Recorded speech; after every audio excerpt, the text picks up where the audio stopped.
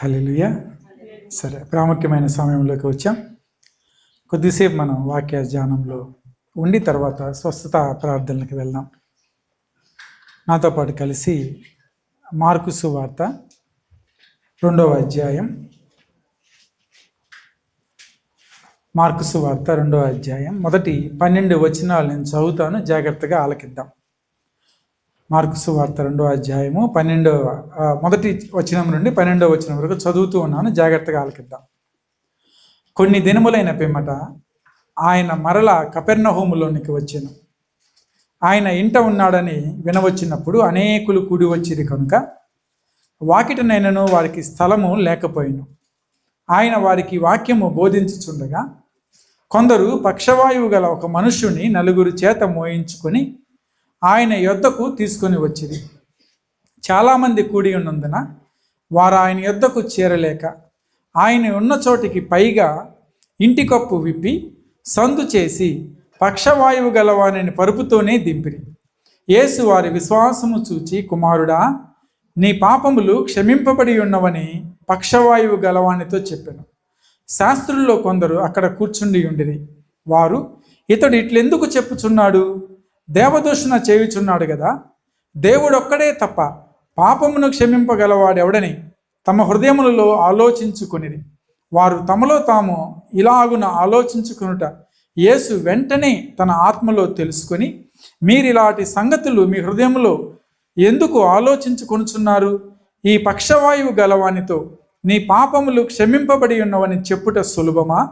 నీవు లేచి నీ పరుపెత్తుకొని నడవమని చెప్పుట సులభమా? అయితే పాపములు క్షమించుటకు భూమి మీద మనుష్య కుమారునికి అధికారము కలదని మీరు తెలుసుకొనవలనని వారితో చెప్పి, పక్షవాయువు గలవానిని చూచి, నీవు లేచి నీ పరుపెత్తుకొని ఇంటికి పొమ్మని నీతో చెప్పుచున్నానెను. తక్షణమే వాడు లేచి పరుపెత్తుకొని వారందరి ఎదుట నడిచిపోయాను కనుక వారందరూ విభ్రాంతి నొందిరి. మనమిలాంటి కార్యములను ఎన్నడూ చూడలేదని చెప్పుకొనుచు దేవుణ్ణి మహిమపరిచిరి. ఆమేన్. ప్రార్థన చేసుకుందాం. వాక్యస్వరూపి యేసయ్య, నీకే వందనాలు, స్తోత్రాలు. మా మంచి దేవుడా, నీకే వందనాలు, స్తోత్రాలు. ప్రభువా, ఈ మధ్యాహ్న కాల సమయంలో ఈ విధంగా తండ్రి నీ వాక్యమును ధ్యానం చేసుకోవటానికి, నీ వాక్యంలో బలపడటానికి మీరు మాకు ఇచ్చిన కృపను బట్టి నీకు వందనాలు. ఇదిగో వాక్యము తండ్రి మేము వినబోతుండగా మా హృదయాలు సిద్ధపరచండి. విన్నటువంటి వాక్యము తండ్రి మా హృదయంలో ఫలించే భాగ్యాన్ని మీరు దయచేయండి. నిలబడినంటే నన్ను మీరు జ్ఞాపకం చేసుకుని, నా శక్తి నా బలము కాదు కానీ యేసయ్య, ఇదిగో అల్పుణ్ణి అయోగ్యుని సులువ చాటుని మీరు మరుగుపరుచుకోమని ప్రార్థిస్తూ ఉన్నాం. ఈ వాక్య ధ్యానం అంతట్లో మీరు మాకు తోడుగా ఉండమని యేసు నామమున ప్రార్థించి వేడుకొంచున్నాము తండ్రి. ఆమేన్, ఆమేన్. హల్లెలూయా. సరే, ఇంటికి వెళ్ళిన తర్వాత ఇంకొకసారి మీకు సమయం ఉంటే చక్కగా ఆ మొదటి 12 వచనాలు చదువుకోండి, అద్భుతంగా ఉంటాయి. మనం ఈరోజు యేసుక్రీస్తు ప్రభులు వారు చేసినటువంటి ఒక కార్యాన్ని చూస్తూ ఉన్నాం. దేవుడు కపెర్నహూములో, యేసుక్రీస్తు ప్రభులు వారు కపెర్నహూములో చాలా కార్యాలు చేశారు. ఎక్కడ ఉంది కపెర్నహూము? ఏమైనా తెలుసా మీకు?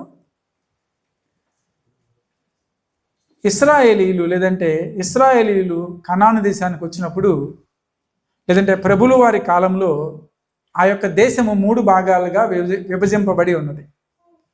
యూదయా ప్రాంతము, సమరియా ప్రాంతము, గలిలయ ప్రాంతము. కపెర్నహూము అనేది ఎక్కడుంది అంటే గలిలయ ప్రాంతంలో ఉంది. ఇంకొక చిన్న బండగుర్తు, మీ అందరికీ గలిలయ సముద్రం తెలుసా? సముద్రం పక్కన మనకు మస్కట్ ఎలా అయితే ఉందో అలాగే సముద్రం పక్కన ఉండే ఊరే కపెర్నహూము. ఏమంటే ఆ ఊరి పేరు కపెర్నహూము. ఈ కపెర్నహూము అనే గ్రామానికి యేసుక్రీస్తు ప్రభులు వారు చాలాసార్లు వచ్చారు. ఆయన అక్కడ పరిచర్య చేసినప్పుడు చాలా సందర్భాల్లో అక్కడి నుంచే ఆయన పరిచర్య కొనసాగించారు. కొండ మీద ప్రసంగం చేసినప్పుడు కూడా ఎక్కడుంది కొండ? గలిలయ ప్రాంతంలోనే, కపెర్నహూము దగ్గరలోనే ఉంది.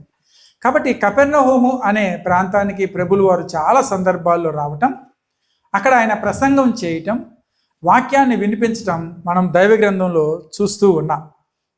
అయితే మొదటిసారి ప్రభువు అంటే ఇంతకు ముందు అధ్యాయంలో, మార్కు సువార్త 1వ అధ్యాయంలో కూడా యేసుక్రీస్తు ప్రభులు వారు కపెర్నహూము ప్రాంతానికి వచ్చారు. మొదటి అధ్యాయంలో మనకు కనిపిస్తుంది. ఆయన కపెర్నహూము ప్రాంతానికి వచ్చినప్పుడు మొదటిగా సమాజ మందిరములో నిలబడి ఆయన బోధ చేశారట. ఇక్కడ సమాజ మందిరంలో ఆ రోజుల్లో యూదులకి ఏముండేవి? సమాజ మందిరాలు ఉండేవి. ఆ సమాజ మందిరాల్లోనే వారందరూ కలుసుకొని వారానికి ఒకరోజు లేఖనాలు చదువుకోవటం, దేవుణ్ణి ప్రార్థించడం చేస్తూ ఉండేవాళ్ళు.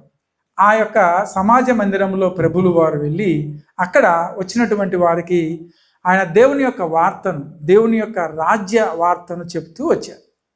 అలా చెప్తూ ఉన్న సందర్భంలో ఆ యొక్క సమాజ మందిరంలో అపవిత్ర ఆత్మ పట్టినటువంటి ఒక వ్యక్తి ఉన్నాడు. అయితే ఈ అపవిత్ర ఆత్మ పట్టినటువంటి వ్యక్తి యొక్క వ్యాధిని ప్రభువు నయం చేశారు. అంత మాత్రమే కాదు, సమాజ మందిరపు దగ్గరలోనే మన పేతురు గారి ఇల్లు ఉంది. సీమోను పేతురు గారి ఇల్లు ఉంది. ఆయన వాళ్ళ ఇంటికి వెళ్ళినప్పుడు సీమోను పేతురు గారి అత్త జ్వరంతో పడి ఉంటే ఆమెను ముట్టి లేపినప్పుడు ఆమె జ్వరం వదిలిపోయింది, ఆమె ఉపచారం చేసెను అని చెప్పి వాక్యం సెలవిస్తుంది. అది కూడా ఆ ప్రాంతంలోనే, కపెర్నహూము ప్రాంతంలోనే. అయితే ఎవరి అత్త అంటే సీమోను పేతురు గారికి అప్పటికి వివాహం అయింది, భార్య యొక్క తల్లి అయి ఉండవచ్చు అని చరిత్రకారుల యొక్క అభిప్రాయం.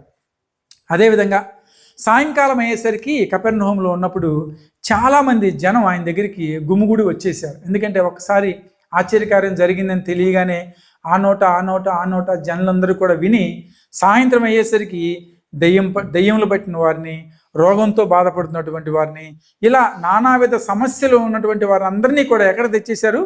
ప్రభు దగ్గరికి తీసుకొని వచ్చేశారు. అయితే ఆయన వారందరినీ కూడా స్వస్థపరిచెను అని చెప్పి వాక్యం సెలవిస్తుంది.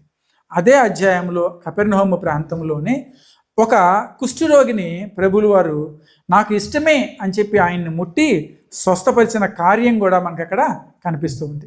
ఇన్ని అద్భుత కార్యాలు ఎక్కడ జరిగినాయంటే కపెర్నహూము ప్రాంతంలో జరిగినాయి. ఎందుకు ఇదంతా మనం నేర్చుకుంటున్నామంటే తర్వాత 2వ అధ్యాయానికి దానికి సంబంధం ఉంది కాబట్టి. అయితే ఇన్ని అద్భుతాలు జరిగిన తర్వాత, ఇన్ని ఆశ్చర్యకార్యాలు జరిగిన తర్వాత ఈ విషయాలన్నీ కూడా ఆ చుట్టుపక్కల ప్రాంతాల వారందరికీ తెలిసిపోయినాయి. దెకపొలి ఈ పక్కన ఉంది, యోర్దాన్ నది అవతల, గలిలయ ప్రాంతము, కింద సమరియా, దాని కింద యూదయ, యెరూషలేము ఇవన్నీ ఉండేవి. అయితే ప్రభులు వారు కపెర్నహూములో ఉన్నారు. 1వ అధ్యాయము, మార్కు సువార్త 1వ అధ్యాయము 45వ వచనం ఏమని సెలవిస్తుందంటే, నలుదిక్కుల నుండి జనులు ఆయన యొద్దకు వచ్చుచుండిరి అని చెప్పి వాక్యం సెలవిస్తుంది. ఎటుపక్క నుంచి అంట? 4 దిక్కులు, తూర్పు, పడమర, ఉత్తర, దక్షిణాల నుండి ఎవరు వస్తున్నారు? జనం అంతా కూడా ఎక్కడికి వస్తున్నారు? ప్రభువుని చుట్టానికి వస్తూ ఉన్నారు. అంత గొప్ప జన సమూహము ప్రభువుని కలుసుకోవాలి, ప్రభువుని చూడాలి అని చెప్పి వస్తూ ఉన్నటువంటి సందర్భం అది. ఇది 1వ అధ్యాయంలో ఉన్నది. 2వ అధ్యాయము ప్రారంభంలో 1వ వచనంలో కొన్ని దినములైన పిమ్మట ఆయన మరలా కపెర్నహూములోనికి వచ్చారు. కపెర్నహూములోనికి ఇంకొకసారి వచ్చారు. అంతకుముందు 1వ అధ్యాయం అయిపోయింది.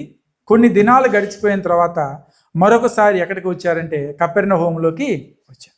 ఒక్కసారి మనకి ప్రభు అక్కడ చేసిన కార్యాలు అందరికీ తెలిసిపోయి బహుజన సమూహము కూడిపోయి నలుదిక్కుల నుండి జనులందరూ వచ్చేసి ఆయన ఆశ్చర్యకార్యాలు జరిగించి అక్కడి నుంచి వెళ్ళిపోయి మరలా 2వసారి వచ్చినప్పుడు వెంటనే ఈ విషయం ఎవరికి తెలిసిపోయిందంటే చుట్టుపక్కల గ్రామాల వాళ్ళందరికీ కూడా తెలిసిపోయింది. యేసుక్రీస్తు ప్రభులు వారు వచ్చారని చుట్టుపక్కల వారందరికీ కూడా తెలిసిపోయింది. అయితే ఈ ప్రభువు అప్పుడు కపెర్నహూములోకి వచ్చినప్పుడు మొదటిగా జరిగిన సంఘటన ఏమిటి అంటే, బహుజన సమూహము ఆయనను చూడటానికి కూడి వచ్చిరి. ఇంకొక సాధారణమైన పదం, అనేకులు కూడి వచ్చిరి. ఏంటట? అనేకులు కూడి వచ్చారు. ఎక్కువ మంది జనం ప్రభువుని కలుసుకోవాలి, ఆయన ద్వారా స్వస్థత పొందుకోవాలి, యేసుక్రీస్తు ప్రభువు ద్వారా విడుదల పొందుకోవాలి అని చెప్పి చాలామంది ఆయన దగ్గరికి వచ్చారట. ప్రభువు తన యొక్క పరిచర్యలో, దైవ గ్రంథంలో, సువార్తల్లో మీరు చూసినప్పుడు ఎక్కువగా ఆయన చుట్టూ ఎవరు ఉండేవాళ్ళు అంటే శిష్యులు, లేదంటే బహుజన సమూహము ఉండేవాళ్ళు. కాబట్టి సువార్తలో ఆయన ఎప్పుడైనా ప్రార్థన చేసుకోవాలి అని అనిపించినప్పుడు వాక్యం ఉంటుంది, ఆయన ఏకాంతముగా కొండ ప్రాంతానికి వెళ్ళి ఒంటరిగా అరణ్యంలోనికి వెళ్ళి అని వాక్యం ఉంటుంది. ఎందుకంటే అంతమంది మధ్య దేవునికి స్థిమితంగా ప్రార్థన చేసుకోవడానికి ఎవరికి సమయం దొరకట్లేదు? యేసుక్రీస్తు ప్రభుకి సమయం ఉన్నట్ల. కాబట్టి యేసు ఎప్పుడు వెళ్ళినా కానీ ఈ బహుజన సమూహంలోని దూరంగా వెళ్ళి ఆయన ప్రార్థన చేసుకునేవాళ్ళు. కాబట్టి ఆయన సువార్త పరిచర్య 3.5 సంవత్సరాలు ఆయన దేవుని రాజ్య స్థాపన పరిచర్యలో ఎక్కువ మంది ఆయన చుట్టూ ఉండేవాళ్ళు. బహుజన సమూహము ఆయన చుట్టూ ఉండేవాళ్ళు. హల్లెలూయా. మత్తయి సువార్త 5వ అధ్యాయము 1వ వచనంలో ఒక అద్భుతకరమైన మాట ఉంటుంది. మత్తయి సువార్త 5వ అధ్యాయము 1వ వచనం.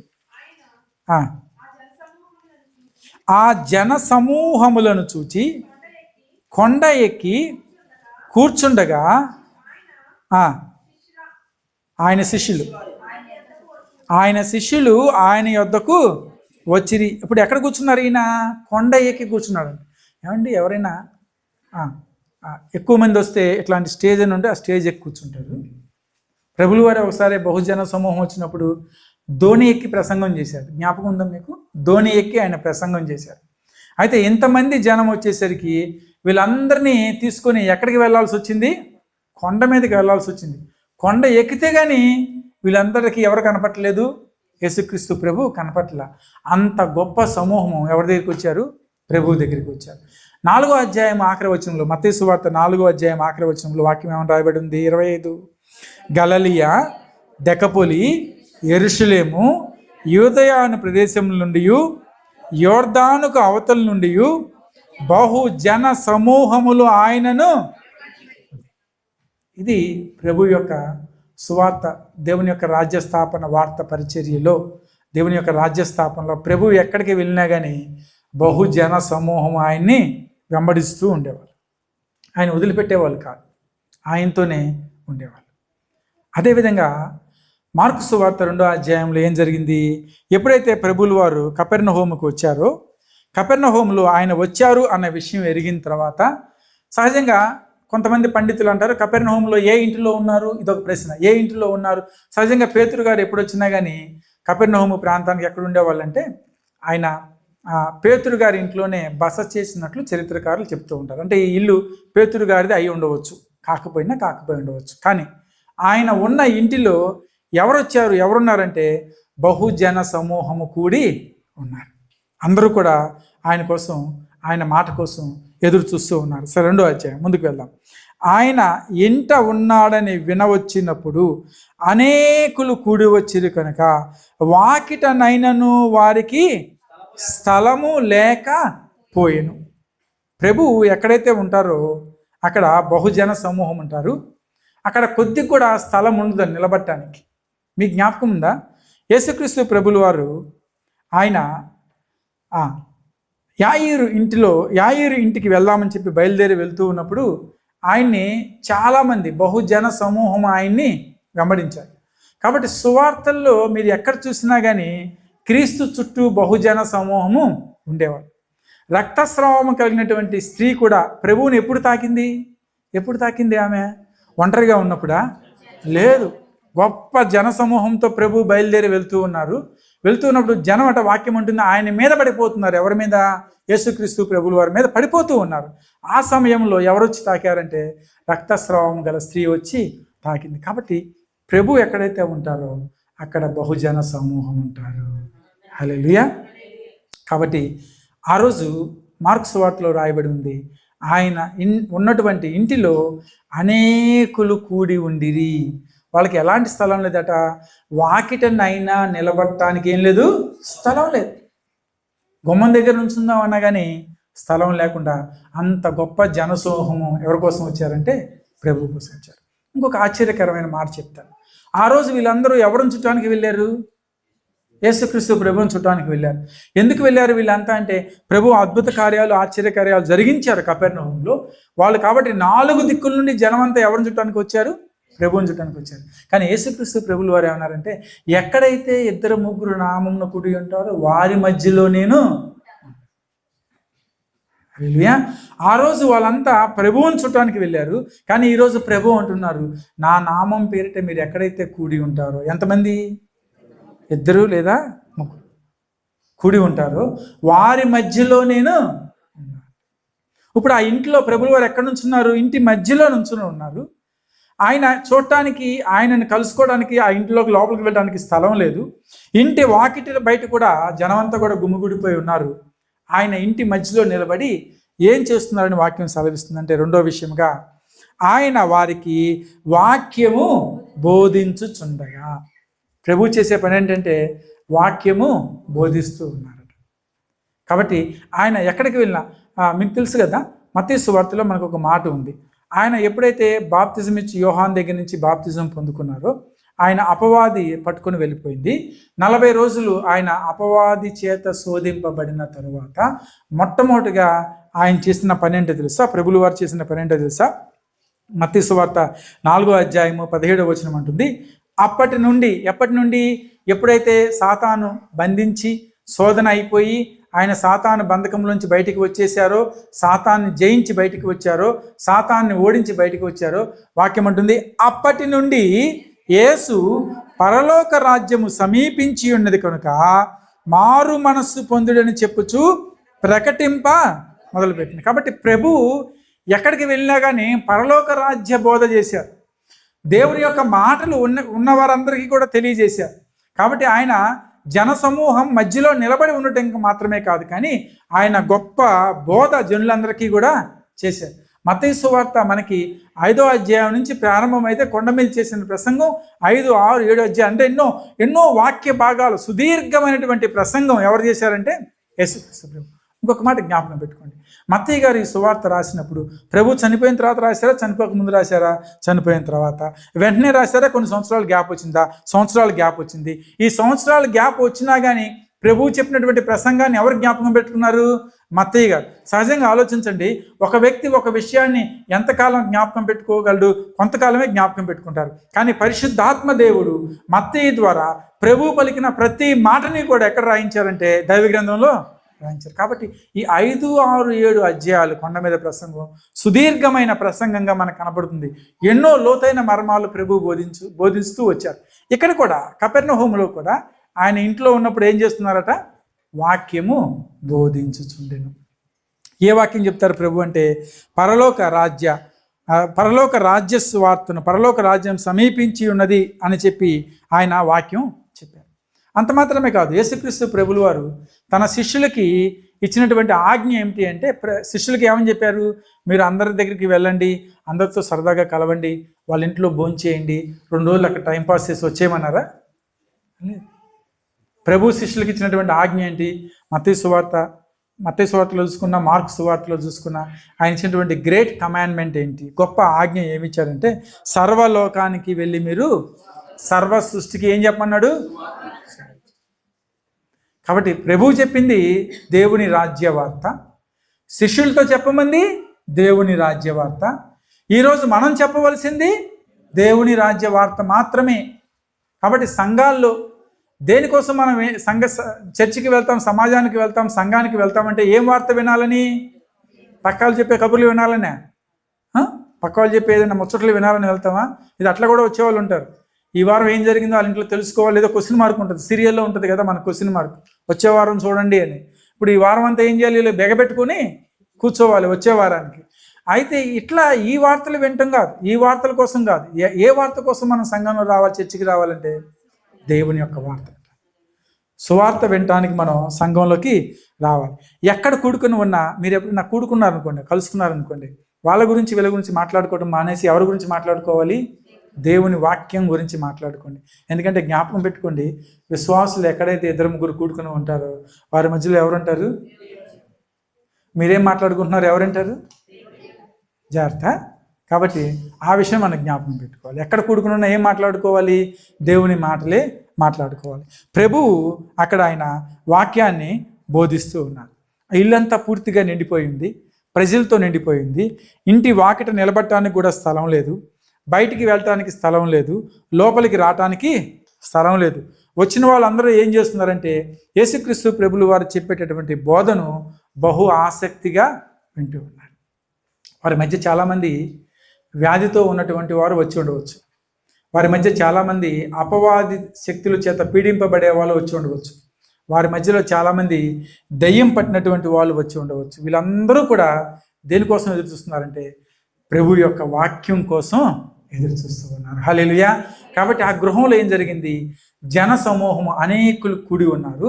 రెండోది, అక్కడ ప్రభువు దేవుని యొక్క వాక్యాన్ని ఆయన బోధిస్తూ ఉన్నారు. ఈ వాక్యం వింటున్నారు. ఇది ఆ గృహంలో ఉన్నటువంటి పరిస్థితి, లోపల ఉన్నటువంటి పరిస్థితి. బయట ఏం జరుగుతుంది? బయట కూడా చాలామంది రావాలని ప్రయత్నం చేస్తున్నారు కానీ లోపలికి రాలేకపోతున్నారు. ఎందుకని? ఇల్లంతా కూడా జనంతో నిండిపోయింది. కాబట్టి బయట ఉన్నవాళ్ళు బయట నిలబడిపోయారు, లోపల ఉన్నవాళ్ళు ప్రభు చెప్పే వాక్యాన్ని వింటూ ఉన్నారు. అయితే ఈ మధ్యలో మార్కు గారు ఈ సువార్త రాసినప్పుడు ఒక చక్కని మాట ఆయన చెప్తూ వచ్చారు. ఏంటంటే, ఇంట్లో పరిస్థితి ఇలా ఉంటే బయట పరిస్థితి వేరే రకంగా ఉంది. ఏముంది బయట పరిస్థితి అంటే, కొంతమంది అందరూ ప్రభువు కోసం పేతురు గారింటికి పరిగెత్తుకొని వస్తూ ఉంటే, అంటే పేతురు గారి గృహం అని అనుకుంటున్నాను, దాన్ని బట్టే వాడుతున్నాను. ప్రభు ఉన్న ఇంటిలోకి అందరూ పరిగెత్తుకొని వస్తూ ఉంటే కొంతమంది ఎదురు పరిగెడుతూ ఉన్నారట. దేనికోసం ఎదురు పరిగెడుతూ ఉన్నారంటే, వాళ్ళకి తెలిసిన స్నేహితుడు ఒకడు ఉన్నాడు. వాడు పక్షవాయువుతో బాధపడుతూ ఉన్నాడు. పక్షవాయువు వచ్చింది, వాడికి మంచం మీద పడిపోయి ఉన్నాడు. అయితే ఈ మాట ఎవరికి గుర్తొచ్చింది? అక్కడ ఉన్న కొంతమందికి జ్ఞాపకం వచ్చింది. అరే మాడు ఒకడు ఉన్నాడు రా అనుకున్నారు. అనుకొని వెంటనే వీళ్ళు ఎక్కడికి పరిగెడుతున్నారంటే, వాడు ఎక్కడైతే ఉన్నాడో ఆ ఇంటికి పరిగెడుతూ ఉన్నారు. అందరూ ప్రభు కోసం ఎక్కడికి పరిగెడుతూ ఉంటే వీళ్ళు మాత్రం ఎదురుగా పక్షవాయువు ఉన్నవాడి కోసం అక్కడికి పరిగెడుతూ ఉన్నారు. పరిగెట్టడం మాత్రమే కాదు, కానీ వాళ్ళు ఏం చేశారంటే, ఆ పక్షవాయువు గలవాడిని, మరి మంచం మీద ఉన్నాడో పొరుపు మీద ఉన్నాడో ఎలా ఉన్నాడో తెలియదు, 4 వైపులు 4 మోసుకుంటూ ఎక్కడికి తీసుకొని వస్తూ ఉన్నారు? ప్రభు ఎక్కడైతే ఉన్నాడో అక్కడికి తీసుకొని వస్తూ ఉన్నారు. కొంతమంది, తర్వాత వచనం చూస్తే మనం, కొందరు పక్షవాయువు గల ఒక మనుషుని 4 చేత మోయించుకొని ఆయన యొద్దకు తీసుకొని వచ్చిరి. ఒక 4 మోస్తూ వస్తూ ఉన్నారు. ఎవరిని? పక్షవాయువు గలవాడిని. ఎవరి దగ్గరికి తీసుకువెళ్ళాలని వాళ్ళ ఆశ? ప్రభు దగ్గరికి తీసుకువెళ్ళాలి. లక్ష్యం ఒకటే. వీళ్ళందరి లక్ష్యం ఏంటి? యేసుక్రీస్తు ప్రభు దగ్గరికి పక్షవాయువు గలవాడిని తీసుకుని వెళ్ళాలి. చుట్టూ ఉన్నవారు కానీ ఆ మంచమా లేదంటే పరుపు మోసే 4 యొక్క లక్ష్యం ఏమిటి అంటే, ప్రభు దగ్గరికి వెళ్ళాలి. ప్రభు దగ్గరికి వెళ్ళాలి. ఇంటి దాకా వచ్చారు, కానీ బయట ఇంటి వాకిటి కూడా నిలబడటానికి ఏం లేదట, స్థలం లేదు. ఇంటి వాకిటి నిలబడటానికి స్థలం లేనప్పుడు ప్రభు దగ్గరికి ఎట్లా తీసుకెళ్తాం ఇన్ని అనే ప్రశ్న వాళ్ళకు వచ్చింది. ఎలా తీసుకెళ్తాం యేసుక్రీస్తు దగ్గరికి? ఆయన గృహం మధ్యలో ఉన్నారు కదా, ఎలా వెళ్తారు అంటే సహజంగా 2 విషయాలు ఉంటాయి. ఒకటి, వెళ్తే వెనక్కి తీసుకుని వెళ్ళిపోవాలి, తర్వాత వచ్చినప్పుడు చూసుకుందాంలే రేపు మీటింగ్లో అని చెప్పి. లేదంటే ప్రభు బయటికి వచ్చేదాకా అక్కడ వాళ్ళు వెయిట్ చేయాలి. మీటింగ్ అయిపోయిన తర్వాత ఎక్కడికి వస్తాడు? ప్రభు బయటికి వస్తాడు కదా అని వెయిట్ చేయాలి. కానీ వీళ్ళు 2 పనులు ఏం చేయలే. వెనక్కి వెళ్ళిపోలేదు, ప్రభు వచ్చేదాకా ఎదురు చూడలేదు. కానీ వాళ్ళు ఎట్లయినా సరే ప్రభు దగ్గరికి వీడిని దించేయాలి, తీసుకుని వెళ్ళిపోవాలి అనుకున్నారు. అనుకుని ఏం చేయటం మొదలుపెట్టారట? వాక్యం అంటుంది, వారు ఆ ఇంటి మీదకి ఎక్కి, ఇంటి పైకి ఎక్కి, ఇంటి పైన ఉన్నటువంటి కప్పును ఊడదీయటం మొదలుపెట్టారు. ఎక్కడైతే ప్రభు ప్రసంగం చేస్తూ ఉన్నారో, ఉదాహరణకి ఇక్కడ నేనుంటే పైకప్పు ఊడదీయటం మొదలుపెట్టారు. 2 ప్రశ్నలు వచ్చింది నాకు ఇక్కడ. ఒకటి, అసలు ఆ ఇల్లు ఎవరిది? ఆ యజమానుడు ఇంటి కప్పు తీస్తుంటే ఊరుకున్నాడా? మనం ఊరుకుంటాం? ఎవరన్నా మన ఇల్లు కప్పు తీస్తే ఊరుకోం. కొంతమంది వారి గృహాల్లో ప్రభు యొక్క ఆరాధన జరుపుకోవడానికి ఒప్పుకోరు. ఎందుకో తెలుసా? వచ్చారంటే ఏం చేస్తారు? వాళ్ళు వచ్చి అన్నీ పాడు చేస్తారండి, కాబట్టి మా ఇంట్లో ప్రార్థన వద్దు, మేము ఎవరిని కూడా ఆహ్వానించం అని చెప్తూ ఉంటారు. కానీ గృహం తెరవాలి. దేనికోసం తెరవాలి? ప్రభు యొక్క ఆరాధన కోసం మీ ఇల్లు తెరవబడాలి, మీ గుమ్మాలు తెరవబడాలి, మీ గృహాల్లో ఆరాధన జరగాలి, మీ గృహాల్లో ప్రార్థన జరగాలి, మీ గృహాల్లో విశ్వాసం నిలబడి ప్రార్థించాలి, మీ గృహాల్లో దేవుని యొక్క సన్నిధి ఉండాలి. కాబట్టి మన గృహం దేవుని కోసం తప్పనిసరిగా తెరవాలి. మీరు చిన్న గదే పెద్ద ఇల్లు సమస్య కాదు. మన గృహాలు ఎవరి కోసం తెరవాలంటే దేవుని కోసం.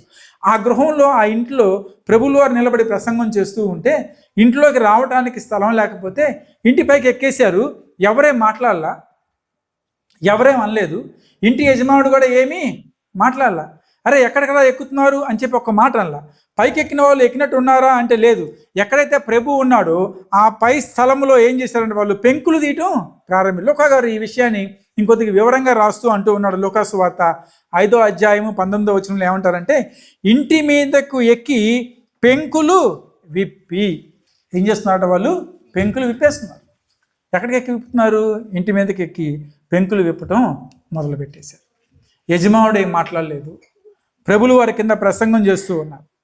ప్రభు ప్రసంగం చేస్తూ ఉన్నారు. ప్రభువు కూడా ఎవర్రా మీరు శబ్దం చేస్తున్నారు అని చెప్పి అనలా. ఆయన నిశ్శబ్దంగా చూస్తూనే ఉన్నాడు. హల్లెలూయా. ఈ 4 యొక్క ఉద్దేశం ఏంటి? ఆ మంచం దించాలంటే ఎంతమంది ఎక్కాలి పైకి? నలుగురు ఎక్కాలి, 4 వైపులు పట్టుకొని దించాలి. ఈ నలుగురు పెంకులు తీసేశారు, ఇంటిపైకి ఎక్కేసి ఆ మంచాన్ని ఎలా అయినా సరే కిందకి దించాలి అని చెప్పి ఎదురు చూస్తూ ఉన్నారు. అయితే వీరందరి యొక్క లక్ష్యం ఏమిటి అంటే ఎలా అయినా ఈ సమస్యను ప్రభువు ముందర పెట్టాలి. హల్లెలూయా. మూడో విషయం జ్ఞాపకం పెట్టుకోండి, విశ్వాసులుగా మనం కూడా చేయాల్సిన పని ఏంటంటే మన గృహాన్ని దేవుని కొరకు తెరవాలి. రెండోది, మన ప్రతి సమస్యను ఎవరి దగ్గర ఉంచాలి అంటే దేవుని యొక్క సన్నిధిలో ఉంచాలి. మన సమస్యను దేవుని యొక్క సన్నిధిలో పెట్టేదానికంటే కూడా వాట్సాప్లోనో, యూట్యూబ్లోనో, ఫేస్బుక్లోనో పెట్టేస్తూ ఉంటాం కదా. ముందుగా ఎవరికి చెప్పేస్తాం? లోకానికి చెప్పేస్తాం ముందు. తర్వాత ఎక్కడ పని అవ్వకపోతే ఎక్కడికి వస్తామంటే దేవుని దగ్గరికి వచ్చి ప్రార్థన చేయండి అయ్యగారు అంటారు. ముందు ఎక్కడికి వెళ్ళాలి? మనం దేవుని దగ్గరికి రావాలి. తర్వాత లోకం. ముందు సమస్యను ఎవరికి తెలియజేయాలంటే ప్రభువుకి తెలియజేయాలి. రక్తస్రావం కలిగినటువంటి స్త్రీ, ఆమెకు తెలుసు జనం మధ్యలోకి వస్తే కొట్టేస్తారు, రాళ్ళతో చంపుతారు. ఎందుకంటే రక్తస్రావం ఉన్నటువంటి వాళ్ళు ధర్మశాస్త్రం ప్రకారం ఎవరితో కలవకూడదు, ఎవరితో మాట్లాడకూడదు, తాకూడదు, వాళ్ళందరూ కూడా కడగా ఉండాలి, విడిగా ఉండాలి. కానీ ఆమె ధైర్యం చేసి ఎవరి దగ్గరికి వచ్చేసింది? ప్రభు దగ్గరికి వచ్చేసింది. ఆమెకు తెలుసు దొరికితే కొట్టేస్తారని, కానీ అద్భుత కార్యం, దేవుడి స్వస్థతని అనుగ్రహించాడు. సమస్యను ప్రభు దగ్గర పెట్టడం చాలా ప్రాముఖ్యం. ఈ రోజుల్లో మనం కోల్పోయేది, మనం చేయలేకపోతున్న పని ఏంటంటే సమస్యను ప్రభు దగ్గరికి తేవడానికి ముందే ఆ సమస్యను ఎక్కడో 10 మందికి చెప్పేస్తున్నాం. ఆ సమస్య ఆ 10 మంది నుంచి ఇంకో 10 మంది దగ్గరికి, అక్కడి నుంచి ఇంకో 10 మంది దగ్గరికి వెళ్ళి చివరికి నీకున్న సమస్య కంటే కూడా పెద్ద సమస్య మన నెత్తి మీద కూర్చుండిపోతుంది. హల్లెలూయా. కాబట్టి మన సమస్యను ప్రభువుకి తెలియచేయాలి. హిజ్కియా పరిపాలన చేస్తూ ఉన్న సందర్భంలో అస్సూరు సామ్రాజ్యపు రాజు సెనహెరీబు ఒక అతను ఉండేవాడు. అస్సూరు సామ్రాజ్యాన్ని పరిపాలిస్తూ ఉన్నటువంటి రాజు. ఈ సెనహెరీబు ఇశ్రాయేల్ దేశాన్ని కూడా ముట్టడి వేశాడు. యూదా ప్రాంతానికి కూడా వచ్చి యూదా ముఖ్య పట్టణాలన్నింటినీ కూడా ముట్టడి వేసేసాడు. ముట్టడి వేసేసి ఎట్లయినా సరే ఈ యొక్క రాజ్యాన్ని కూడా నేను ఆక్రమించుకోవాలి అని చెప్పి ఆయనకు ఒక 3 ఎక్కడికి పంపించారంటే హిజ్కియా దగ్గరికి పంపించాడు. వాళ్ళలో ఒకడు రబ్షాకే. ఈ రబ్షాకే అనే వ్యక్తి నానా విధములైన మాటలు ఇశ్రాయేలీయులను మాట్లాడుతూ వచ్చాడు. వాళ్ళని తిట్టాడు, మీ దేవుడు ఎట్లాంటి వాడు అన్నాడు, చాలా మాటలు మాట్లాడాడు. హిజ్కియాకి భయం వేసి దేవుని దగ్గరికి వెళ్ళి ప్రార్థన చేయటం మొదలుపెట్టాడు. యెషయా ప్రవక్తగా ఉన్నాడు ఆ రోజుల్లో. ప్రవక్త అయిన యెషయా గారు కూడా కబురు పంపాడు, అయ్యా యెషయా గారు, సమస్య వచ్చిందండి మనకి. ఏంటి ఆ సమస్య అంటే ఈ విధంగా అష్షూరు రాజు వచ్చేసాడు, సెనహెరీబు వదిలి వెళ్ళటం లేదు, నేను బంగారం ఇచ్చాను, వెండి ఇచ్చాను, అయినా అవి తీసుకుని నా మీదకి ఇంకా యుద్ధానికి వస్తున్నాడు, ఏం చేయాలో అర్థం కావట్లేదు, నేను గుళ్ళో ఉండి ప్రార్థన చేస్తున్నాను, మీరు కూడా ప్రార్థన చేయండి అన్నాడు. ఎవరితో? యెషయా గారు. అయితే ఈలోపే హిజ్కియా దగ్గరికి ఒక ఉత్తరం వచ్చింది, ఒక లెటర్ వచ్చింది. ఏమని వచ్చింది? లెటర్లో ఏముంది? నేను చుట్టుపక్కల ఉన్న సామ్రాజ్యాలన్నింటినీ కూడా నేను ఓడించేశాను, ఏ రాజు నా ముందు నిలబడలేకపోయాడు, ఏ దేవత ఎవరిని కాపాడలేకపోయింది, ఏ దేవుడు ఎవరిని రక్షించలేకపోయాడు, నీ పరిస్థితి కూడా అంతే అని చెప్పి ఒక ఉత్తరం వచ్చింది. ఎవరికి? హిజ్కియాకి. ఏం చేయాలో అర్థం కాల. చెప్పిన మాటల కంటే రాసిన మాటలు ఇంకా బలంగా కనపడుతూ ఉన్నాయి. గబగబా దేవాలయంలోకి వెళ్ళిపోయి, దేవుని సన్నిధిలోకి వెళ్ళిపోయి ఆ లేఖను విప్పి దేవుని సన్నిధిలో పెట్టాడట. పెట్టి ప్రార్థన చేశాడు. ఏం చేశాడు? ప్రార్థన చేశాడు. హిజ్కియా ఎప్పుడైతే ఆ విధంగా దేవుని సన్నిధిలో ఉత్తరాన్ని ఉంచి ప్రార్థన చేశాడో, దేవునికి మొరపెట్టాడో, యెషయా ప్రవక్త దగ్గర నుంచి ఒక కబురు వచ్చింది. ఎవరికి? హిజ్కియా గారి దగ్గరికి. ఏమనంటే, దేవుడు ఈ విధంగా చెప్తూ ఉన్నాడు, హిజ్కియా, నువ్వు ఎట్టి పరిస్థితుల్లోనూ ఆ సెనహెరీబు గురించి నువ్వు భయపడాల్సిన అవసరం లేనే లేదు, దేవుడు నీకు తోడుగా ఉంటాడు అనే మాట ఎవరు విన్నారు? హిజ్కియా ఉన్నాడు. ధైర్యం తెచ్చుకున్నాడు. ఏం జరిగిందో తెలుసా? ఆ రాత్రి వాక్యంలో రాయబడి ఉంది, ఆ రాత్రి ప్రభువు దూత సెనహెరీబు అంటే అష్షూరు సామ్రాజ్యం యొక్క సైన్యంలోకి దొరబడి 1,85,000 మందిని చంపేసింది. ఎంతమందిని? 1,80,000. ఎన్ని దూతలు? ఒక్క దూత. సమస్యని మనం ప్రభు దగ్గర దాయకూడదు. సమస్యని మనం నలుగురికి చెప్పుకునే దానికంటే కూడా ఎవరికి చెప్పడానికి ఇష్టపడాలి? ముందుగా దేవునికి చెప్పడానికి ఇష్టపడాలి, దేవుని దగ్గరికి రావాలి. ఎందుకంటే మన ప్రతి సమస్యకు పరిష్కారము ఆయనే. చాలా సందర్భాల్లో నేను చెప్పాను, మీ జీవితంలో ఏదైనా సమస్య ఉంది అంటే దానికి పరిష్కారం దీంట్లో దొరుకుతుంది. ఒకవేళ మీ జీవితంలో దీంట్లో దొరకనటువంటి జవాబు, అటువంటి సమస్య ఏదైనా ఉంది అని మీరు అనుకుంటే అది సమస్య కానే కాదు, సమస్య కాదు. కాబట్టి మన ప్రతి సమస్యకు ఎక్కడ సమాధానం దొరుకుతుందంటే దేవుని వాక్యం. హల్లెలూయా. వీరందరూ కూడా నలుగురు ఏం చేయాలని ఆలోచిస్తూ ఉన్నారంటే ఎలా అయినా సరే ఈ వ్యక్తిని అక్కడికి తీసుకువెళ్ళాలి. వాళ్ళకి అంత నమ్మకం ఉంది. ఎవరి మీద? ప్రభువు మీద. ఇంటి పైకి ఎక్కారు. పైన ఉన్న కప్పులు పెంకులన్నీ కూడా, కప్పు మీద ఉన్నటువంటి పెంకులన్నీ తీసేశారు జాగ్రత్తగా. యజమానుడు ఏం మాట్లాడలేదు, ప్రభులు వారు ఏమంటలేదు, ప్రసంగం చేస్తూ ఉన్నారు, పైన శబ్దం అవుతూ ఉంది. అయినా కానీ వారు ఎట్టి శ్రమ అయినా సరే భరించి వారి యొక్క విశ్వాసాన్ని గట్టిగా పట్టుకొని పైకి ఎక్కి ఏం చేశారంటే ఆ సమస్యతో ఉన్నటువంటి వ్యక్తిని తిన్నగా ఎవరి దగ్గరికి దించారు? ప్రభువు దగ్గరికి తీసుకొచ్చారు. కాబట్టి చాలా సందర్భాల్లో ప్రభు కూడా అంటారు కదా, చింతించొద్దు, మీ చింత యావత్తు నా మీద వేయుడి. పేతురు భక్తుడు అందుకే అంటాడు, 1 పేతురు పత్రిక 5వ అధ్యాయము 7వ వచనంలో అని అంటారు కదా, 1 పేతురు పత్రిక 5వ అధ్యాయము 7వ వచనంలో, ఆయన మిమ్మును గూర్చి చింతించుచున్నాడు కనుక మీ చింత యావత్తు ఎవరి మీద వేయమన్నారు? ఆయన మీద వేయండి. ప్రభు మీద వేయాలి మన చింత యావత్తు. ఒక్కసారి మనం సమస్యను ప్రభువుకు తెలియపరిచిన తర్వాత దాని గురించి ఎక్కువగా మనం ఆలోచించవలసినటువంటి అవసరము లేదు. ఎందుకంటే దేవుడు తప్పక కార్యాన్ని జరిగిస్తాడు. ఇదే కపెర్నహూములో యేసుక్రీస్తు ప్రభులు వారు ఉన్నప్పుడు ఒక శతాధిపతి ప్రభు దగ్గరికి వచ్చాడు. వచ్చి ప్రభుతో అంటూ ఉన్నాడు కదా, యేసయ్యా, నా దాసుడు పక్షవాయువుతో బాధపడుతున్నాడయ్యా, కొద్దిగా మా ఇంటికి వచ్చి లేదంటే నీ మాట ఏదైనా సెలవివ్వు అని చెప్పి అడుగుతాడు. ప్రభు ఆ యొక్క శతాధిపతితో మొదటిగా అన్న మాట ఏంటంటే, సరే నేను నీతో పాటు మీ ఇంటికి వస్తాను అని చెప్పి అంటారు. మొదటిగా ఈ శతాధిపతి విషయం తెలియపరిచినప్పుడు ప్రభు అనే మాట తర్వాత మాట ఏంటంటే, నేను మీతో పాటు ఇంటికి వస్తాను. అంటే శతాధిపతి అంటాడు కదా ప్రభుతో, అయ్యా నా ఇంటికి రావడానికి నేను అర్హుణ్ణి కాదు, కాబట్టి నువ్వేం చేయమన్నాడు ప్రభువుని, నువ్వు మాట మాత్రము సెలవిమ్ము అన్నాడు. అంటే ఏం కావాలట ఇప్పుడు ఆయనకి? మాట మాత్రమే కావాలి. మత్తయి సువార్త 8వ అధ్యాయం 10వ వచనం ఒకసారి మాట చదువుకొని ముందుకు వెళ్దాం. మత్తయి సువార్త 8వ అధ్యాయము 10వ వచనం. ఒక నిమిషం అమ్మ, పైన 8వ వచనం ఒకసారి తర్వాత 8వ వచనం. ఆ శతాధిపతి, ప్రభువా, నీవు నా ఇంటిలోనికి వచ్చుటకు నేను పాత్రుడను కాను, మాట మాత్రము, అప్పుడు నా దాసుడు ఒక్క మాట చాలయ్యా అన్న. నీ మాట చాలయ్యా అని పాడుకుంటాం కదా మనం, నీ మాట చాలయ్యా మాకు, నీ చూపు చాలయ్యా అని చెప్పి పాడుకుంటాం. దాసుడు స్వస్థత కోసం ఏమడుగుతున్నాడు? ఒక్క మాట చాలు నాకు అంటూ ఉన్నాడు. వీరి విశ్వాసం ప్రభు దగ్గరికి తీసుకుని వెళ్తే ప్రభు తప్పనిసరిగా ఆయన స్వస్థపరుస్తాడు అని. శతాధిపతి విశ్వాసం, నువ్వు మాట మాత్రం సెలవివ్వు, నా దాసుడు స్వస్థపరచబడతాడు. ప్రభు అంటాడు ఆశ్చర్యంగా 10వ వచనంలో, ఆయన యేసు ఈ మాట విని ఆశ్చర్యపడి వెంట వచ్చుచున్న వారిని చూసి, ఇశ్రాయేలులో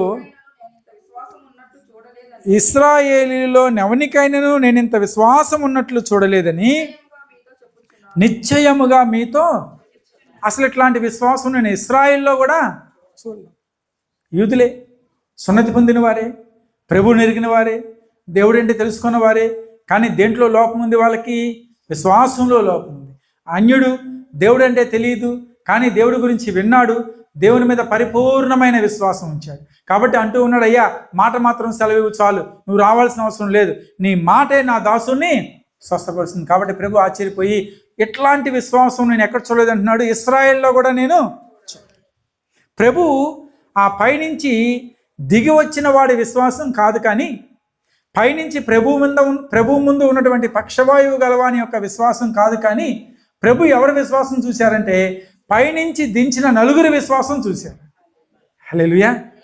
చాలాసార్లు మనం ఎవరైనా బలహీనతగా ఉంటే వాడిని చర్చికి తీసుకుని వస్తాం. మేము అందరినీ ప్రోత్సాహపరుస్తాం. ఎవరైనా ఉంటే బలహీనంగా ఉంటే సంఘానికి తీసుకుని రండి, ప్రార్థన చేద్దామని. ఎందుకంటే మీరు విశ్వాసంతో ఆ బిడ్డను తీసుకుని వచ్చినప్పుడు ఎవరు కార్యం చేస్తారు? ఇక్కడ దేవుడు కార్యం చేస్తాడు. హల్లెలూయా. చక్కటి ఉదాహరణ మనకిది, చక్కటి ఉదాహరణ. మన బలహీనతలో ఉన్నప్పుడు మనం రావటం మాత్రమే కాదు, కానీ మనకు తెలిసిన వారు బలహీనతలో ఉన్నప్పుడు ఎవరి దగ్గర తీసుకుని రావాలి? వాళ్ళని ప్రభు దగ్గరికి. సమస్య ఉంటే ఎవరి దగ్గర తీసుకుని వెళ్ళాలి? ప్రభు దగ్గర తీసుకుని వెళ్ళాలి. కాబట్టి ప్రభువే మీ సమస్యకు పరిష్కారం ఇవ్వగలిగినటువంటి వాడు, ప్రభువే ముట్టి స్వస్థపరిచేటటువంటి వాడు. అలనాడు శతాధిపతి యొక్క విశ్వాసాన్ని చూసి ఆశ్చర్యపడినటువంటి దేవుడు ఈరోజు తన ముందు ఉన్నటువంటి పక్షవాయువు గలవాన్ని చూసి ఆశ్చర్యపడలేదు, కానీ వాణ్ణి ఎలా అయినా సరే మోసుకొని వచ్చి ఎలా అయినా సరే వాడిని పైకి ఎక్కించాలిగా, ఎక్కించాలా లేదా? వాడిని పైకి ఎక్కించాలి ఇంటి మీదకి. ఈ నలుగురు ఎక్కారు, వాడిని పైకి ఎక్కించారు, ఇంటి పెంకులు తీసేశారు, వాడికి తాళ్ళు కట్టారు. ఎంతసేపు చేశారు వాళ్ళ పని.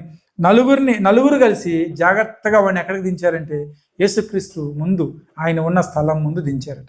కాబట్టి ఇప్పుడు దేవునికి ఎవరి మీద నమ్మకం కుదిరింది? ఎవరి విశ్వాసాన్ని చూసి ప్రభు అంటూ ఉన్నారంటే ఆ నలుగురు విశ్వాసాన్ని చూసి ప్రభు అంటూ ఉన్నారు. ఏమంటున్నారు చూద్దాం ఒకసారి. యేసు వారి విశ్వాసమును చూసి, కుమారుడా నీ పాపములు క్షమింపబడి ఉన్నవని పక్షవాయువు గలవానితో చెప్పాను. కాబట్టి ప్రభువు చూసింది నలుగురు విశ్వాసం. ఎవరైతే మోసుకుని వచ్చారో వారి విశ్వాసాన్ని బట్టి ఎవరి పాపాలు క్షమించబడ్డాయి? పక్షవాయువు కలవాని పాపాలు క్షమించబడ్డాయి. జాగ్రత్త జ్ఞాపకం పెట్టుకోండి. క్రైస్తవులుగా, విశ్వాసులుగా మన రెండు విషయాలు ఎప్పుడు కూడా మన హృదయంలో పెట్టుకోవాలి. దేవుడు చాలా సందర్భాల్లో యేసుక్రీస్తు ప్రభుల వారు చాలామందిని ముట్టారు, స్వస్థపరిచారు. కుష్టు వ్యాధి గలవాడు వచ్చి, అయ్యా నీకు ఇష్టమైతే నన్ను ముట్టి స్వస్థపరచమంటే నాకు ఇష్టమే, స్వస్థత పొందు అని స్వస్థత పొందాడు. రక్తస్రావంతో బాధపడుతున్న స్త్రీ వెళ్ళింది, ముట్టింది, స్వస్థపరచబడింది. నా నుండి ఏమి వేలిపోయింది అన్నారు ప్రభు. ఇప్పుడు ప్రభావము వెడలను అన్నారు, స్వస్థపరచబడ్డారు. ఇక్కడ ఒక ప్రత్యేకమైన మాటను ప్రభు మాట్లాడుతున్నారు. ఏంటంటే నీ పాపములు క్షమించబడి ఉన్నవి. మనకి బలహీనత రావటానికి ఈసారి ఇప్పుడు సమయం ఉన్నప్పుడు చూద్దాం ఆ యొక్క టాపిక్ కూడా. ఎక్కువగా మనలో ఉన్నటువంటి లోపాలు, మనలో ఉన్నటువంటి పాపాలు ఏం తీసుకొని వస్తాయంటే మనకి బలహీనతలు తీసుకొని వస్తాయి. కాబట్టి పక్షవాయువు గలవాడిని చూసి ప్రభు అంటున్న మాట ఏంటంటే నువ్వు పరుపెత్తుకొని లేచి వెళ్ళిపో అని చెప్పి ముందుగా అనలా, నువ్వు స్వస్థత పొందుకోమని చెప్పి ముందుగా అనలా. ముందుగా ప్రభు అన్న మాట ఏంటి? నీ పాపములు క్షమించబడి ఉన్నాయి. కుమారుడా నీ పాపములు క్షమింపబడి ఉన్నవి అని చెప్పి ఎవరితో అన్నారు? పక్షవాయువు గలవాంతో. ఒకసారి నీ పాపాలు క్షమించబడ్డాయి అంటే నువ్వేం పొందుకుంటావు? స్వస్థత. ఒకసారి నీ పాపాలు క్షమించబడ్డాయి అంటే నువ్వేం పొందుకుంటావు? అంటే విడుదల పొందుకుంటావు. కాబట్టి ప్రభు దగ్గరికి వచ్చినప్పుడు, క్రీస్తు వైపు చూసినప్పుడు, సిలువ వైపు చూసినప్పుడు మాకు ఆరోగ్యము, ధనము, సంపద, సౌకర్యము వీటన్నిటికంటే కూడా ఏమని ప్రార్థన చేయాలంటే దేవా మా పాపాలు క్షమించని ప్రార్థన చేయాలి. హల్లెలూయా. నీ పాపాలు క్షమించబడితే నీకు దేవునికి మధ్య అడ్డంకులు ఏమి ఉండవు. దేవుని యొక్క ఆశీర్వాదాలు అన్నీ కూడా నువ్వు అనుభవం పొందుకునవచ్చు. మనకి అడ్డుగా ఉందేంటి? మన పాపం వలన వచ్చు జీతం. ఒక వ్యక్తి చేసిన పాపం వలన, ఒక వ్యక్తి చేసిన తప్పు వలన లోకానికి పాపం వలన ఏమొచ్చిందంటే మరణం వచ్చిందట లోకానికి. కాబట్టి ఈ వ్యక్తితో పక్షవాయువు గలవానితో ప్రభు అంటూ ఉన్నారు నీ పాపములు క్షమించబడ్డాయి, పాపములు క్షమించబడ్డాయి. సరే, వెంటనే వాళ్ళు లేచి వెళ్ళిపోయాడా? వెళ్ళిపోలే. ఆ చుట్టుపక్కల శాస్త్రులు, పరిసయ్యులు కూడా కూర్చుని ఉన్నారు.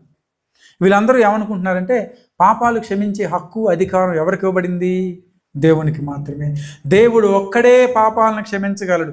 దేవుడు ఒక్కడే నీ పాపాలను మోయగలడు. దేవుడు ఒక్కడే నీ పాపాల నుంచి నీకు విమోచన ఇవ్వగలడు.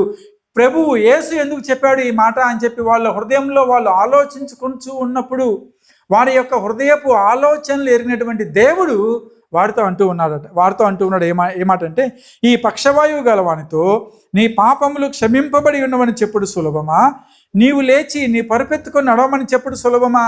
అంటే పాపాలు క్షమించబడటం లేదంటే పాపాలు క్షమించే హక్కు దైవ కుమారుడికి, దేవునికి మాత్రమే ఉంది. అంటే నువ్వు పరుపెత్తుకొని వెళ్ళిపో అని చెప్పడం సులభం, పాపాలు క్షమించబడి ఉన్నాయని చెప్పడం కష్టం. నేను చెప్పాను అంటే నాకు ఎవరిచ్చారు అధికారం అంటే మనుష్య కుమారునికి దేవుడు అధికారం ఇచ్చాడు. కాబట్టి మనుష్య కుమారునికి అధికారం కలదని మీరు తెలుసుకోవాలి. ప్రభువుకు ఉన్నటువంటి అధికారం, అథారిటీ మనం ఎప్పుడు జ్ఞాపకం పెట్టుకోవాలి. దేవునికి ఉన్నటువంటి హక్కు ఏమిటి అంటే, ఆయనకున్న అధికారం ఏమిటి అంటే మన పాపాలను క్షమించే అధికారం ఎవరికి ఉంది? యేసుక్రీస్తుకి. కాబట్టి ఆయన దగ్గరికి వచ్చినప్పుడు ముందుగా మనం చేయవలసిన ప్రార్థన, మా పాపాలు క్షమించమని, పాప క్షమాపణ నిమిత్తం. హల్లెలూయా. రక్త ప్రోక్షణ దేనికోసం జరిగింది? పాప క్షమాపణ నిమిత్తం. మన పాపాలు క్షమించబడితే మనకు ఆరోగ్యం కలుగుతుంది. మన పాపాలు క్షమించబడితే మనకున్నటువంటి అపవిత్రత, మనకున్నటువంటి అపవిత్ర ఆత్మ అన్నీ కూడా తొలగిపోతాయి. ఆ పక్షవాయువు గలవానితో అంటూ ఉన్నారు ప్రభు, నీ పాపాలు క్షమించబడ్డాయని. కానీ శాస్త్రులు, పరిసయ్యులు, చుట్టుపక్కల ఉన్న వారు ఏమనుకుంటున్నారంటే ఈయనకి ఎలాంటి అధికారం కలదని శాస్త్రులు అనుకుంటూ ఉన్నారు. వారి హృదయంలో అనుకుంటూ ఉన్నారట. కానీ ప్రభు గమనించి వాళ్ళతో ప్రశ్నించిన తర్వాత పక్షవాయువు గలవానితో అంటూ ఉన్నారు. 11వ వచనం, 2వ అధ్యాయం 11వ వచనం. పక్షవాయువు గలవాడిని చూచి నీవు లేచి ఇంటికి పొమ్మని నీతో చెప్పుచున్నాను. నాకు చిన్న ఇమాజినేషన్, చిన్న ఊహ. మీరు అనుకోండి, ప్రభు ముందు పక్షవాయువు గలవాడు ఉన్నాడు. ముందుగా వాళ్ళతో ఎవరు మాట్లాడారు? యేసుక్రీస్తు ప్రభు మాట్లాడి ఏమన్నాడు వాడితో? నీ పాపములు క్షమించబడి ఉన్నాయి. What is expecting? వాడేం కోరుకుంటున్నాడు? ప్రభు ఏం చేయాలని కోరుకుంటున్నాడు? స్వస్థపరచాలని కోరుకుంటున్నాడు. ఏమని కోరుకుంటున్నాడు? స్వస్థపరచ. వాడికి తెలియట్లా, వాడికి ఆల్రెడీ స్వస్థత వచ్చేసిందండి. వాడికి ఏం తెలియట్లేదు, వాళ్ళ ఆల్రెడీ స్వస్థత వచ్చేసింది తెలియట్లా. ఎవరి పాపాలైతే క్షమించబడతాయో, ఎప్పుడైతే నువ్వు దేవుని దగ్గర ప్రార్థన చేస్తావో, నువ్వు నమ్మవలసిన విషయం ఏంటంటే నీకు ఆల్రెడీ ఆ స్వస్థత జరిగిపోయింది. కానీ వాడికి ఏంటి? నమ్మకం ఇంకా కుదరట్లే. ఇన్ని రోజులు మంచం మీద పడుకొని ఉన్నానండి, ఇన్ని రోజులు మంచం మీదే నా కాలకృత్యాలు అన్నీ జరిగిపోతూ ఉన్నాయి, ఆహారం తింటాం అన్నీ జరిగిపోతూ ఉన్నాయి. ఈయన దగ్గరికి వస్తే ఈయన లేచి నిలబడి అంటాడేమో, ఏదైనా పరిపెత్తుకుని వెళ్ళి అంటాడేమో, చేపట్టుకు లేపడమని చూస్తూ ఉన్నాడు. కానీ ప్రభు అన్నమాట, నీ పాపములు క్షమించబడ్డాయి.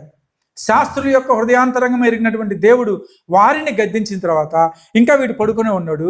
ప్రభు వాడిని చూసి అంటున్నాడు, నువ్వు లేచి పరిపెత్తుకుని ఇంటికి పో అంటే వాడు తక్షణమే అంటుంది, వాక్యం అంటుంది, తక్షణమే వాడు లేచి. ఇంకొక మాట తెలుగులో మనం ఇంకో మాట కూడా వాడు దిగ్గున, వెంటనే.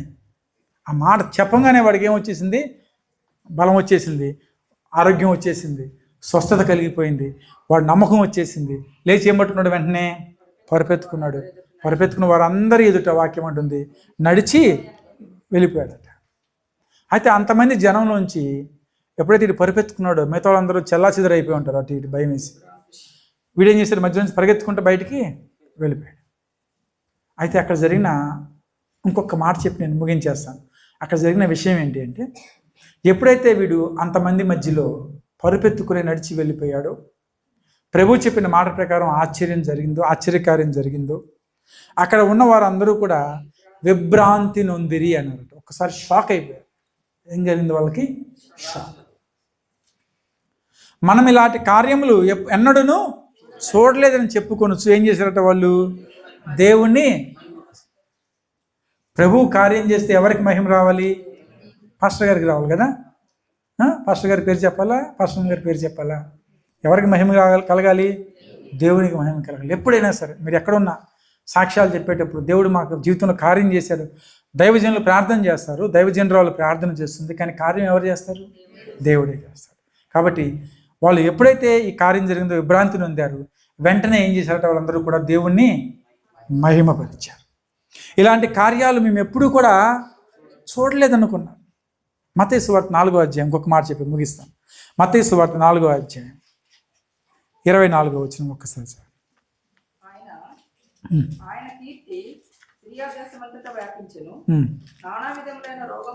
జాగ్రత్తగా వినాలా? ఆయన కీర్తి సిరియా దేశం అంతటా వ్యాపించును, నానా విధములైన రోగముల చేతను వేదనల చేతను పీడింపబడిన వ్యాధిగ్రస్తులందరినీ, దెయ్యం పట్టిన వారిని, చాంద్రరోగులను, పక్షవాయువు గల వారిని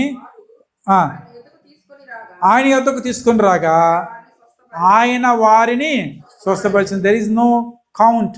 అక్కడ నెంబర్స్ ఏమి లెక్క పెట్టుకోవాలి. ఒకళ్ళ ఇద్దరు ముగ్గురు రాయలేదు. నానా విధములైన రోగము గల వారిని అందరినీ ప్రభువు దగ్గరికి తీసుకుని వచ్చినప్పుడు వారిని ఆయన ముట్టి దేవుడు మనల్ని తాగితే మనకు స్వస్థత కలుగుతుంది.